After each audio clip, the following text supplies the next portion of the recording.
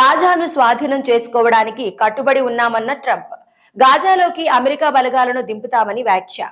పాలస్తీనియన్ల కోసం మంచి ఇండ్లు నిర్మిస్తామని హామీ.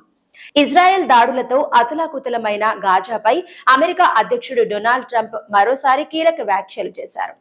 గాజాను స్వాధీనం చేసుకుంటామంటూ ఇటీవల ట్రంప్ చేసిన వ్యాఖ్యలు ప్రపంచవ్యాప్తంగా దుమారం రేపిన సంగతి తెలిసిందే. ఇజ్రాయెల్ అధ్యక్షుడు నెతన్యాహు అమెరికా పర్యటన సందర్భంగా ట్రంప్ ఈ వ్యాఖ్యలు చేశారు.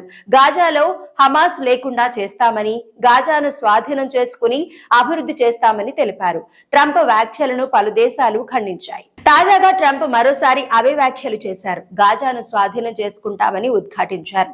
ఇజ్రాయెల్ హమాస్ కాల్పుల విరమణ ఒప్పందం అమలు చూస్తుంటే సహనం నశిస్తోందని అన్నారు.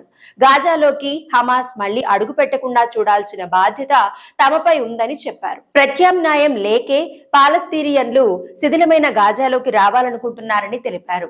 గాజాలో ఉన్న పాలస్తీనియన్లను తొలుత మరో ప్రాంతానికి తరలిస్తామని, అనంతరం గాజాలోకి అమెరికా బలగాలను దింపి పునర్నిర్మాణ కార్యక్రమాలు చేపడతామని ట్రంప్ చెప్పారు.